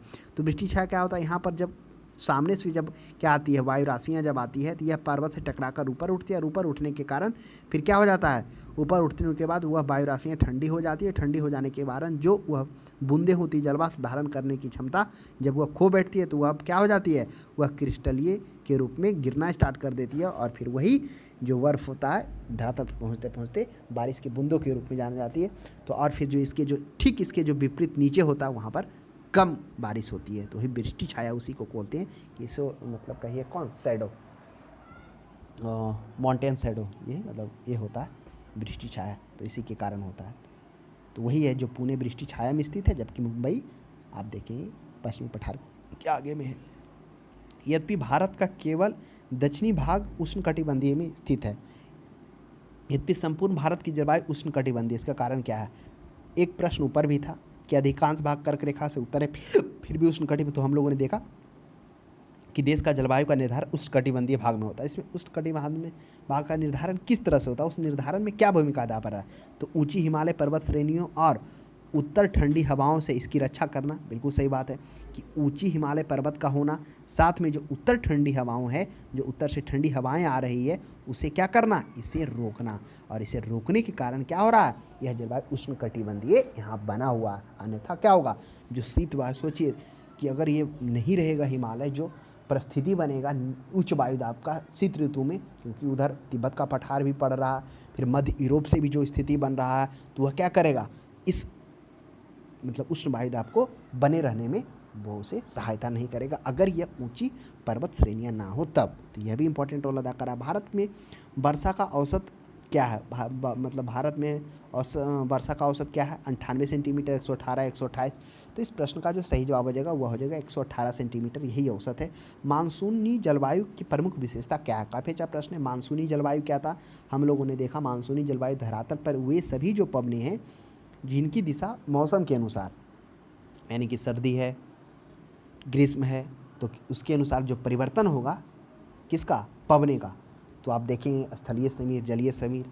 स्थल समीर में क्या होगा, रात में क्या होगा, पानी की तुलना में जल्दी क्या हो जाएगा, हाँ, पानी जितना जल्द गर्म होता है उतना जल्द ठंडा होता है। यहाँ ठंडा हो जाएगा, उच्च दाब बना रहेगा, तो यहाँ पर निम्न दाब बना रहेगा। तो स्थल से क्या होगा, सागर से स्थल की ओर क्या चलेगी, हवाएं चलेगी। जो जलीय समीर का रहेगा, फिर दिन में जितना जल्दी वो ठंडा होगा, जल गर्म होगा, उतना जल्दी ये नहीं होगा। तो फिर क्या होगा, जब जल गर्म हो जाएगा तो यहाँ पर उच्च वायुदाब बनेगा, फिर स्थल से सागर की ओर चलेगा, तो स्थलीय समीर। तो ये होता है कि जलवायु में प्रमुख विशेषता क्या होता है। तो देखिए ऑप्शन में क्या, मूसलाधार एवं पर्वतीय वर्षा होता है। क्या पर्वतीय वर्षा और मूसलाधार, तो चलिए ये पर्याप्त नहीं लग रहा है, क्योंकि मूसलाधार मानसूनी जलवायु में, मूसलाधार मानसूनी जब जलवायु आती है तो बारिश तो होती ही होती है। मूसलाधार एवं संवाहनिक वर्षा, अब यहाँ पर कहा है कि संवाहनिक वर्षा, यह भी पर्याप्त नहीं है। वायु की दिशा में मौसमी परिवर्तन, क्या वायु की दिशा में जो मौसमी परिवर्तन हो रहा है वह मानसूनी जलवायु की प्रमुख विशेषता है। देखिए हाँ, ये जरूर है कि जो है मानसूनी जलवायु में दिशा में क्या हो रहा है, सभी पवनें जिनकी दिशा मौसम के अनुसार में परिवर्तन देखने को मिल रहा है। तो जो ऑप्शन नंबर 26 का जो है वो डी है, जो ज़्यादा ही पर्याप्त लग रहा है कि वायु की दिशा में क्या हो जाता है, वायु की दिशा में मौसमी परिवर्तन हो जाता है।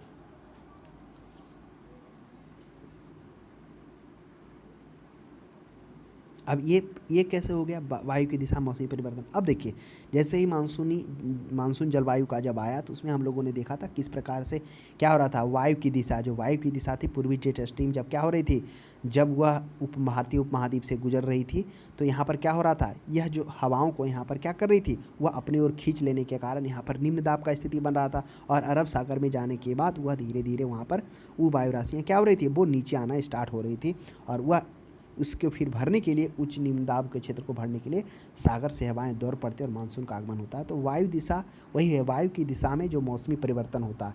अब वायु की दिशा हुआ, उधर ही मौसम परिवर्तन हो गया, यानी कि बारिश होना भी स्टार्ट हो गया, उच्च दाब को निम्न दाब भरने के लिए हुआ।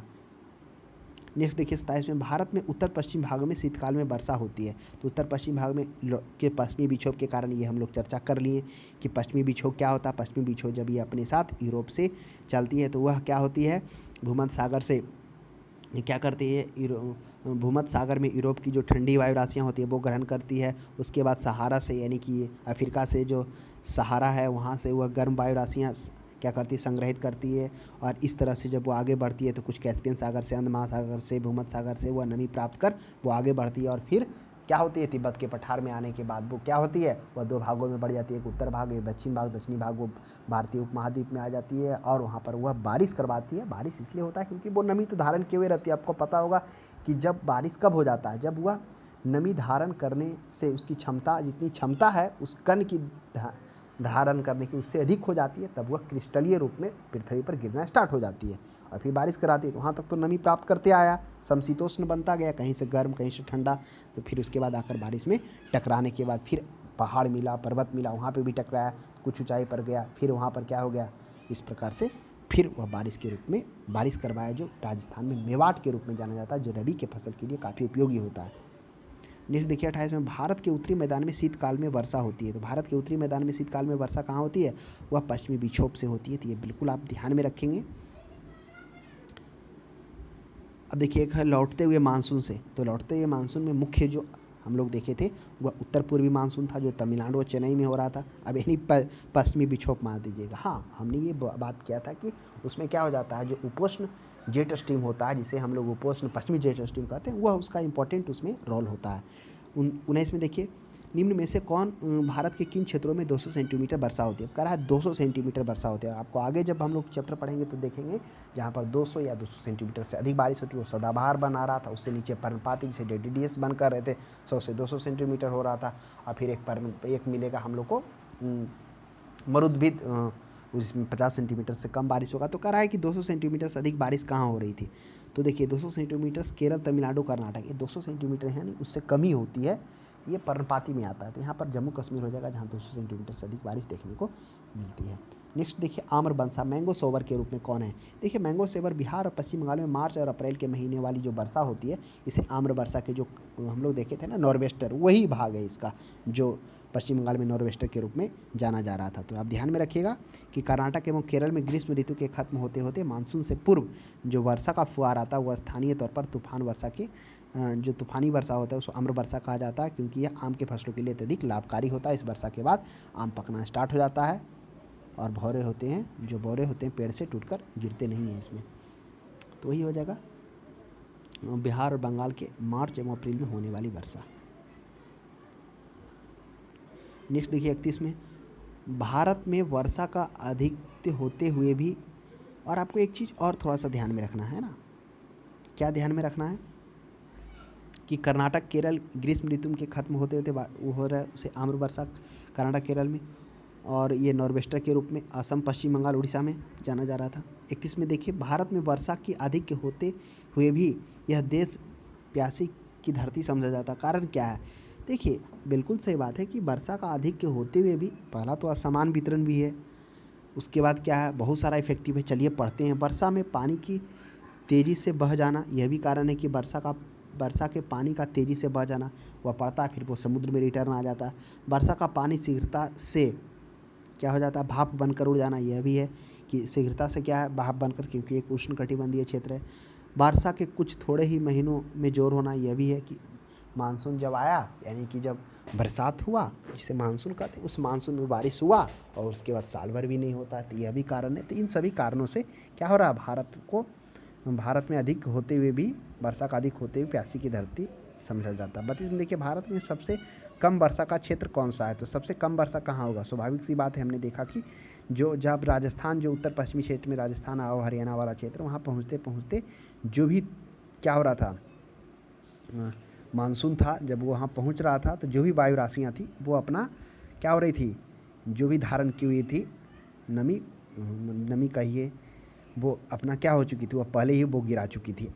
तो क्या हो जाएगा, तो मुख्य रूप से जो होना चाहिए वह क्या होना चाहिए, पंजाब से लेकर दिल्ली। तो 32 का जो पर्याप्त ऑप्शन हो जाएगा, कच्छ से लेकर पंजाब हरियाणा तक हो जाएगा, यही हो जाएगा पंजाब से क्योंकि ये उत्तर पश्चिमी क्षेत्र में पड़ रहा है। उत्तर पश्चिम क्षेत्र में जब ये क्या हो रही थी, जब वर्षा मानसून का आगमन हो रहा था, तो वो क्या हो रही थी, जो भी नमी धारण की हुई थी वह पहले ही क्या कर चुकी थी, वो गिरार चुकी होती है, और यहाँ जाते जाते कम जाता है वो, चाहे वो उत्तर पूर्वी मानसून हो, चाहे वो दक्षिण पश्चिमी मानसून प्रवेश कर रहा हो। उत्तर पूर्वी नहीं कहिए, उसको कहिए पश्चिम पूर्वी मानसून, क्योंकि अराकन म्यांमार के अराकन की पहाड़ी को टकराने से वो क्या हो जाता है, वह दक्षिण और पूर्वी मानसून के रूप में वो एंट्री करता है भारत में।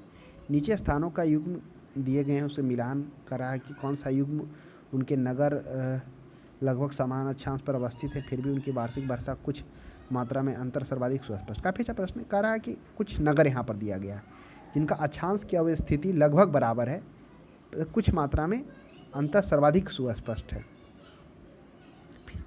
वही कह रहा है, वही उनकी जो वार्षिक वर्षा है कुछ मात्रा में अंतर सर्वाधिक सुस्पष्ट है। देखिए बंगाल और चेन्नई, यह भी है 12 डिग्री 97 मिनट, 12 क्या कहिएगा, हाँ 12.97 कहिए, नॉर्थ में है ये। उसके बाद 13 डिग्री 4 मिनट, यह भी नॉर्थ में चेन्नई में है। मुंबई क्या है, 18.90 नॉर्थ में है। विशाखापट्टनम 17.42 1970 डिग्री और 42 मिनट कहिए, ये नॉर्थ में है 20। और अजमेर जो है वह 25.38 नॉर्थ में है और 35.34 ये नॉर्थ में है। तो ये लगभग ये अजमेर और शिलोंग क्या है, बराबर हैं। और नीचे है कोलकाता और नागपुर, कोलकाता की भी 21.14 यानी 21.1 और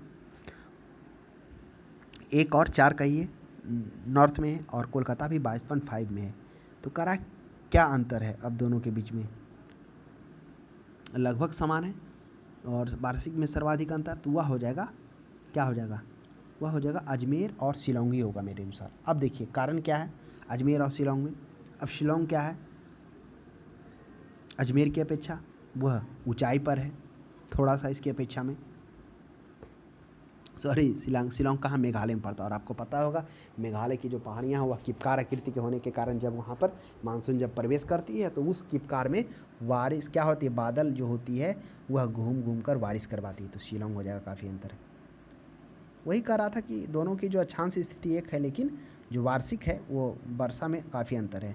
34 में देखिए, भारतीय उपमहाद्वीप में ग्रीष्म ऋतु में तापमान एवं निम्न दाब हिंद महासागर में वायु का आकर्षण करते हैं, जिसके कारण प्रभावित होता है। कहा भारतीय उपमहाद्वीप में ग्रीष्म ऋतु में उच्च तापमान एवं निम्न दाब, स्वाभाविक सी बात है जब तापमान उच्च होगा तो दाब वहाँ पे निम्न ही होगा, क्योंकि वायु दाब जो वायु राशियाँ रहेगी, जो वायु रहेगा क्या होगा, वह ऊपर उठेगा और फिर उसे भरने के लिए गर्म दाब। तो महासागर वायु के आकर्षण होता है, जिसके कारण क्या प्रभावित होता है, तो जिसके कारण जो प्रभावित होता है ऑप्शन में है दक्षिण पश्चिम प्रभावित होता है। तो ऑप्शन नंबर क्या हो जाएगा, दक्षिण पश्चिम मानसून होगा। क्यों होगा, आप समझिए कि किस तरह से क्या हो रहा था, तिब्बत का पठार और मध्य जो एशिया था उसमें क्या हो रहा था, उस मध्य एशिया में जो है क्या हो रहा था, अत्यधिक गर्मी होने के कारण जो वायु राशियाँ ऊपर उठ रही थी, और ऊपर उठने के कारण वह क्लॉकवाइज घूमने के कारण दो भागों में बढ़ रही थी, एक पूर्वी जेट स्ट्रीम और एक पश्चिमी जेट स्ट्रीम। पूर्वी जेट स्ट्रीम क्या हो रहा था, यह पूर्वी जेट स्ट्रीम उपमहाद्वीप भारतीय उपमहाद्वीप से गुजरने के क्रम में वह क्या कर रही थी, वहाँ से सभी हवाओं को वो खींच रही थी, और वह अरब सागर में आने के बाद वह क्या हो रही थी, वह अरब सागर में आने के बाद धीरे धीरे वहाँ पर वो नीचे हो रही थी, यानी कि उसका अवतलन स्टार्ट हो रहा था। और यहाँ पर उपमहाद्वीप में अत्यधिक निम्न दाब होने के कारण उच्च दाब उसे भरने के लिए दौड़ पड़ता है, यानी उसे जाता है, तब मानसून की आगमन होती है, वही 1 जून से। तो वही दक्षिण पश्चिम मानसून होगा ग्रीष्म ऋतु में उच्च तापमान निम्न दाब के कारण। 35 में देख लीजिए, भारत में मानसून प्रकार की जलवायु के लिए निम्नलिखित में से कौन सा मुख्य उत्तरदायी घटक उत्तरदायी है। अब देखिए मानसून प्रकार की जलवायु, अब मानसून के लिए हम लोगों ने देखा कि किस तरह से जो है वायु राशियाँ इंपॉर्टेंट रोल अदा कर रहा था, जिसमें से हम लोगों ने देखा वायुदाब के साथ साथ में वायु राशियाँ के साथ साथ में फिर और भी स्थिति को हम लोगों ने देखा। इसमें पर्वत पठार भी वह एक इम्पॉर्टेंट रोल दे रहा था। तो यहाँ पर प्रश्न ऑप्शन को देखना है, क्या उसकी अवस्थिति दिखा है मानसून भारत में अवस्थिति, तो बिल्कुल उसकी स्थिति अवस्थिति भी दिखा रही थी। उष्मीय विपर्यास, तो जो उष्मीय विपर्यास था जिसमें उष्म हो रहा था, तो वह भी एक कारण था कि उष्णकटिबंधीय होने के कारण क्या हो रहा था, ग्रीष्म ऋतु में अत्यधिक गर्म वायु राशियाँ ऊपर उठकर हो रही थी, तो वह भी एक कारण है। उपरिवर्तन, उपरितन का मतलब होता है और ऊंचा होता है या ऊपर होता है और ऊपर होता है, तो ये होता है उपरितन। उपरितन वायु संचरण, तो वही सही बात है, और ऊंचाई पर जो वायु का जो परिसंचरण हो रहा था, पूर्वी जेट स्ट्रीम, जब पूर्वी जेट स्ट्रीम गुजर रहा था तब भारतीय उपमहाद्वीप से, तब वहाँ से वह क्या कर रहा था, वह भारत की जो भारतीय उपमहाद्वीप की जो हवाएं थे उसको ऊपर की ओर खींच रहा था, जिसके कारण और वहाँ पर जो पहले से जितना था गर्म के कारण और निम्न दाब का क्षेत्र उत्पन्न हुआ। और फिर वही क्या हुआ, जब वो अरब सागर में पहुँचती है तो वहाँ पर वो नीचे आने लगती है। तो हिमालय पर्वत श्रृंखला, यह हिमालय पर्वत श्रृंखला भी यहाँ पर इंपॉर्टेंट रोल अदा कर रहा था। जो क्या कर रहा था, वह एक तो ठंडी वायु राशियों को उत्तर की ओर से आने से रोक रहा था, और साथ में क्या हो रहा था, इस वायु राशियों को जो इस तरह से परिसंचरण हुआ उसे बाहर जाने से रोक रहा था, और फिर ऊपर उठकर वह आर्द्रता प्राप्त कर बारिश का कारण बन रहा था। तो सभी हो जाएगा, 1 2 3 4 हो जाएगा। 36 में देखिए, दक्षिण पश्चिम मानसून काल में निम्नलिखित में से सबसे कम वर्षा कहाँ होती थी। सबसे कम वर्षा आपको पता ही होगा, इस ऑप्शन में देखिए कि दक्षिण पश्चिम मानसून में सबसे कम वर्षा तो वह चेन्नई में हो जाएगा। क्यों चेन्नई में होगा, क्योंकि दक्षिण पश्चिम मानसून यहाँ से क्या हो जाती है, जब वो गुजरती है तो इसके ऊपर ऊपर से ही गुजर जाती है, और वही लौटते हुए मानसून में यह तमिलनाडु और चेन्नई में बारिश करवाती है। नेक्स्ट देखिए, ग्रीष्म काल में आने वाले तूफानों को निम्नलिखित में से किस राज्य में काल बैसाखी कहा जाता है। तो काल बैसाखी पश्चिम बंगाल में इसे काल बैसाखी, यानी जब ग्रीष्म काल से पहले जो आती है, जिसमें हम लोग देखे थे नॉर्वेस्टर के नाम से भी ना उसे जाना जा रहा था। असम पश्चिम बंगाल में जो मुख्यतः क्या हो रही थी, ग्रीष्म ऋतु से पहले आ रही थी, और क्या हो रही थी, पछुआ पवन, जो पछुआ पवनें तीव्र गति से पश्चिम से पूरब की ओर, पश्चिम से क्या हो रही थी, पूरब की ओर प्रवाहित होती थी, जो लू कहलाती थी। और जब यही क्या हो रही थी, जब ये हवाएं समुद्री आर्द्र पवने से मिलती थी तो प्रचंड स्थानीय तूफान का रूप ले लेती थी। नेक्स्ट देख लीजिए, विश्व में सर्वाधिक वर्षा मानसीराम में होने के कारण हमने देखा कि 2 ऊपर प्रश्न आया था कि सबसे अधिक बारिश कहाँ होती है, इसमें मानसीराम चेरापूंजी था। तो मानसीराम में हम लोगों ने देखा था कि 1221 सेंटीमीटर वर्षा हो रही थी। कारण क्या था, वहाँ की जो पहाड़ियाँ थी वह कीपकार आकृति, और कीपकार आकृति होने के कारण वह जो है वो बादल क्या हो जाती है, उस कीपकार आकृति में घूमते हुए उसी में रहती है और बारिश करवाती है टकरा कर। 39 में देखिए, दक्षिण पश्चिम मानसून में संपूर्ण भारत में कुल कितने प्रतिशत वर्षा होती है। तो दक्षिण पश्चिम मानसून से संपूर्ण भारत में जो बारिश है वह मात्र क्या होती है, 75% बारिश इसी से होती है, क्योंकि मानसून से ही तो भारत में बारिश होता है, और अन्यथा अन्य क्षेत्रों में अन्य मौसम में तो देखने को ही नहीं मिलता है। तो 75 आप कह सकते हैं। चेन्नई में जोड़ों की वर्षा बारिश होती है, कब होती है, लौटता हुआ मानसून। लौटता हुआ मानसून के कारण क्या है, जब सूर्य उत्तरायण से दक्षिणायन हो जाता है, जिसके कारण जो उत्तर में निम्न वायुदाब रहती है वहाँ पर उच्च वायुदाब अपना स्थान ले लेती है, और उसी के कारण फिर वो क्या हो जाता है, उत्तर से दक्षिण की ओर प्रस्थान कर जाता है। फिर वह लौटते हुए जो दक्षिण पश्चिम मानसून था, जो उत्तर पूर्वी मानसून से यह उत्तर पूर्वी मानसून के रूप में कहलाता है, और चेन्नई और तमिलनाडु में भारी बारिश करवाता है। 41 में देखिए, चेन्नई की जलवायु कोलकाता की जलवायु की तुलना में गर्म क्यों रहती है। काफ़ी अच्छा प्रश्न कर रहा है, चेन्नई की जलवायु कोलकाता की जलवायु की तुलना में गर्म क्यों रहती है, जबकि दोनों स्थान समुद्र तट पर स्थित है। ऑप्शन में है क्योंकि चेन्नई कोलकाता की अपेक्षा समुद्र तट से कुछ दूरी पर है, चेन्नई के आसपास रेत है, चेन्नई विषुवत रेखा से अधिक समीप है, चेन्नई ठंडी हवाओं के मार्ग में नहीं पड़ती है जबकि कोलकाता पड़ती है। अब इस प्रश्न का अब थोड़ा सा सोचिए कि क्या होना चाहिए। तो इस प्रश्न का जो सही जवाब है वह क्या है, चेन्नई विषुवत रेखा से क्या है, वह अधिक समीप है, जिसके कारण क्या होता है, यह भी एक कारण है ना, क्योंकि जो भी क्या रहेगा 0 डिग्री यानी भूमध्य रेखा के जो करीब होगा वहाँ उष्ण पाया जाता है जलवायु। तो यह भी कारण है कि इसी कारण है कि चेन्नई की जलवायु कोलकाता की तुलना में गर्म होता है, जबकि वो विषुवत रेखा से दूर है। 42 में देखिए, मानसून निवर्तन का अर्थ होता है कि वापस, यानी कि पीछे हटना। निवर्तन, मानसून निवर्तन में सबसे अधिक वर्षा कहाँ होती है, वो चेन्नई में होगी।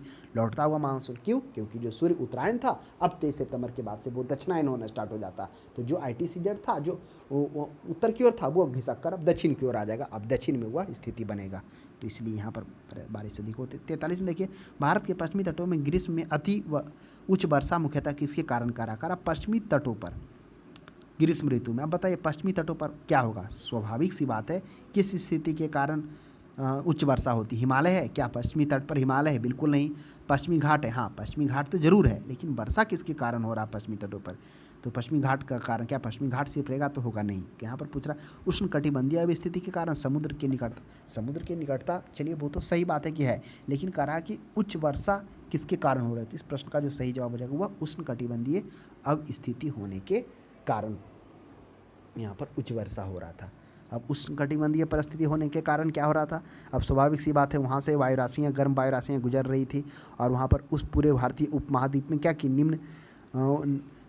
वहाँ पर निम्न वायु दाब बनाई। जैसे निम्न वायु दाब बना उसे भरने के लिए सागरों की तरफ से हवाएं दौड़ पड़ती है और उसके कारण उसी क्षेत्र में जब वह हवाएं दौड़ पड़ रही है तो वो स्थिति में क्या आ जाता है, पश्चिमी घाट आ जाता है। और पश्चिमी जो तट होता है उसमें क्या हो जाता है, बारिश अत्यधिक वहाँ पर देखने को मिलता है। पश्चिमी घाट भी एक साथ साथ में वह भी अपना रोल देता है। तो उष्णकटिबंधीय अवस्थिति होने के कारण, अब उष्णकटिबंधीय अवस्थिति होने के कारण यह भी 2-3 कारण था। इसमें एक जलवायु का जो निर्धारण है उष्णकटिबंधीय मानसून से हो रहा था।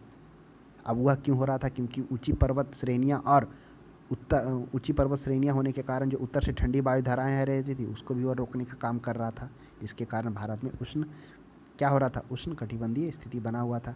44 में देखिए, अक्टूबर एवं नवंबर महीनों में कहाँ अधिक वर्षा होता है। तो अक्टूबर नवंबर याद करिए, वह हो रहा था कोरोमंडल तट पर। कोरोमंडल क्या था, प्रायद्वीपीय भारत के पूर्वी तट जो 3 भागों में बांटा गया, उत्तरी सरकार और ये गोलकुंडा तट और कोरोमंडल तट जो मुख्यतः तमिलनाडु वाले क्षेत्र है। तो यही कोरोमंडल तट जब लौटता हुआ मानसून जो क्या उत्तर पूर्वी मानसून के रूप में जाना जाता था, क्यों लौट रहा था, क्योंकि जो सूर्य का उत्तरायण था वो उत्तरायण से अब दक्षिणायन की ओर होना स्टार्ट होगा। जो उत्तरायण में उत्तर में उत्तरायण के कारण जो निम्न दाब का स्थिति था वहाँ पर उच्च दाब स्थिति यानी वह शिथिल होने लगेगा, निम्न दाब वहाँ पर उच्च दाब भरने लगेगा। 45 में देखिए, अक्टूबर गर्मी का प्रमुख कारण क्या है, अक्टूबर में जो गर्मी है उसका प्रमुख कारण क्या है। देखिए अक्टूबर में क्या होता है, सोचिए जून में तो क्या हो गया, मानसून आया और उसके बाद क्या हो जाता है, मानसून आया उसके बाद जो अक्टूबर में स्थिति हो जाता है उसमें आर्द्रता अधिक हो जाता है। आर्द्रता क्या होता है, आर्द्रता आप समझ लीजिए सिंपल भाषा में कि जो वायु को जो जलवाष्प ग्रहण करने की जो क्षमता होती है वही आर्द्रता कहलाती है। तो क्या हो जाता है, उच्च आर्द्रता के साथ उच्च तापमान भी होता है। अब देखिए क्या होता है कि जिसको हम लोग बरसात कहिए आप एक तरह से, इसमें क्या होता है उच्च आर्द्रता क्या होता है कि वायुमंडल में जो वायु होता है वह जलवाष्प ग्रहण करने की क्षमता वही आर्द्रता होती है। तो इसमें उसमें जलवाष्प जो ग्रहण करने की क्षमता होती है वह अधिकतम होती है, वो ग्रहण क्यों ही रहती है। अब तापमान उच्च होने के कारण क्या हो जाता है, बाष्पीकरण तो जो होता है जो वायु राशियाँ होती है वह जलवाष्प ग्रहण करने के कारण वह क्या होती है, वह उसे और ग्रहण नहीं कर पाती है। यानी वह जो जिसकी क्षमता होती है उस क्षमता से जब अधिक करेगी तो बारिश के रूप में गिर जाएगी। और यही जो प्रक्रिया होता है वह जो वाष्पीकरण की यहाँ प्रक्रिया हो जाती है वह शिथिल पड़ जाती है। अब वही जो क्या होता है, जब गर्मी, स्वाभाविक सी बात है कि जब हमारे बॉडी से पसीना निकलता है तो वह पसीना का जो वाष्पीकरण होता है वह क्या हो जाता है, गर्मी की अपेक्षा में कम क्यों हुआ, क्योंकि जो वायु में कण है वह जो जलवाष्प ग्रहण करने की क्षमता है वह पहले से ही उसमें बना हुआ है। तो उसे क्या होगा, उसे लेकर जाने में यानी कि कण हमारे शरीर से उसे लेने में क्या करेगी, सक्षम नहीं होगी, कम करेगी, बहुत धीमा प्रक्रिया रहेगा और जिसके कारण गर्मी काफ़ी ह्यूमस ऐसा महसूस होगा पूरा इस तरह से। तो वही होता है। तो उच्च आर्द्रता के कारण मुख्य रूप से आर्द्रता, इसमें वही आर्द्रता नहीं रहेगा, शुष्क रहेगा तो स्वाभाविक तुरंत क्या होगा, ठंडा लगेगा आपको और उतनी गर्मी भी महसूस नहीं होगी। नेक्स्ट 46 में देखिए, भारत के किस राज्य में जाड़े के मौसम में वर्षा होती है। तो भारत के किस राज्य में जाड़े के मौसम में वर्षा होती है, तो भारत के किस राज्य में, तो वह जाड़े के मौसम में केरल में होती है। क्यों होती है, क्योंकि लौटता हुआ मानसून जब उत्तर पूर्वी मानसून के रूप में जाना जाता है, जो सूर्य का उत्तरायण होता है, जब उत्तरायण से वो दक्षिणायन होना स्टार्ट हो जाता है तो उत्तर में जो निम्न दाब की स्थिति रहती है वहाँ उच्च दाब उस स्थिति को भर देता है और धीरे धीरे निम्न दाब शिथिल पड़ने लगता है और दक्षिणायन हो जाता है। उस दक्षिणायन की स्थिति में जब वो लौटता हुआ रहता है, शिथिल धीरे धीरे पड़ता है, तो जो स्वाभाविक सी बात है जो नज़दीक है विषुवत रेखा पर तो वहाँ पर तो हल्का ही अंतर आएगा ना, किसकी तुलना में, दूर की तुलना में। तो यहाँ पर लौटते हुए क्रम में केरल और तमिलनाडु में भारी बारिश होती है। 47 में देखिए, भारत के पश्चिमी समुद्र तट पर वर्षा किस मानसून से होती है। तो भारत के पश्चिमी समुद्री तट पर, अब पश्चिमी समुद्री तट कौन हो गया, याद करिए, ये हो गया पश्चिमी समुद्री तट, इधर हो गया पूर्वी समुद्री तट। तो पश्चिमी समुद्री तट क्या हो जाता, उत्तर दक्षिण पश्चिम मानसून से। तो दक्षिण पश्चिम मानसून एक है जो 1 जून को प्रवेश करती है। नेक्स्ट देखिए 48 में निम्न में से किस राज्य में प्रत्यावर्ती मानसून पर अधिक प्रभाव होता है। अब देखिए प्रत्यावर्ती का होता है रिटर्निंग मानसून, तो सबसे अधिक प्रभाव वो तमिलनाडु के क्षेत्र में होता है। उड़ीसा पश्चिम बंगाल यही यहाँ पर तमिलनाडु में चेन्नई में भारी बारिश भी करवाता है रिटर्निंग, जिससे प्रत्यावर्ती मानसून कहते हैं। मानसून शब्द की व्युत्पत्ति किस भाषा से हुई, काफ़ी अच्छा प्रश्न है। अब मानसून शब्द की जो व्युत्पत्ति है वह किस भाषा से, वह अरबी है, स्पेनिश है, हिंदी और आंग्ल है। तो इस प्रश्न का सही जवाब क्या हो जाएगा, वह हो जाएगा अरबी भाषा से। नेक्स्ट देखिए भारत के सर्वाधिक वर्षा मुख्यतः प्राप्त होती है, तो भारत की सर्वाधिक वर्षा मुख्यतः किससे प्राप्त होती है, तो दक्षिण पश्चिम मानसून से प्राप्त होती है। यही तो मानसून है जो मानसून को लेकर आता, आगमन कराता। और आपको बता दें पूरे भारत में जो बारिश होता है वह 75% बारिश होता है। नेक्स्ट देखिए उत्तर पूर्वी मानसून में सबसे अधिक वर्षा प्राप्त करने वाला राज्य कौन है। अब उत्तर पूर्वी मानसून से, अब उत्तर पूर्वी मानसून क्या था, यह उत्तर पूर्वी मानसून था जब क्या हो रहा था, उत्तरायण से सूर्य दक्षिणायन हो रहा था। तब क्या हो रहा था कि जो क्या है जो उत्तरी गोलार्ध में जो उच्च वायु यानी कि निम्न वायुदाब की स्थिति थी वह धीरे धीरे शिथिल पड़ने लगती है, यानी कम पड़ने लगती है, वो कमज़ोर होने लगती है और उसे भरने के लिए उच्च वायुदाब वहाँ पर अपना स्थान ग्रहण करने लगता है। और उसी क्रम में क्या हो जाता है, फिर यह जो उत्तर पूर्वी मानसून यानी उत्तर से पूरब की ओर जो मानसून होती है वह क्या हो जाती है, जब आती है तो अरब सा यानी कि बंगाल की खाड़ी से कुछ आर्द्रता यानी कि अब नमी प्राप्त कर लेती है और फिर वो तमिलनाडु और चेन्नई में भारी बारिश करवाती है। नेक्स्ट व्यामन में देखिए निम्नलिखित में से कौन सा एक सूखा स्थान है। अब सूखा स्थान क्या है, और साथ में देखिए उत्तर पूर्वी मानसून में वह भी इंपॉर्टेंट रोल अदा कर रहा है। कौन, यह अदा कर रहा है उपोष्ण जेट स्ट्रीम, क्योंकि वह क्या है सूर्य दक्षिणायन हुआ, तो दक्षिणायन होने के कारण जो स्थिति था निम्न दाब का स्थिति सागर की ओर इस क्षेत्र में बना, तो वह आकर्षण कर लेता और साथ में उसे लाने में मदद करता है उत्तर पूर्वी मानसून को। बामन में देखिए, बामन में क्या कर रहा है, बामन में है कि निम्नलिखित में से कौन सा सबसे सूखा स्थान है, मुंबई, दिल्ली, लेह और बंगलोर। तो सबसे सूखा क्या हो जाएगा, कल्पना करिए, हम लोग पहले भी चर्चा किए कि लेह का चर्चा किए थे कि लेह है जो सबसे यहाँ पर सूखा स्थान है लेह।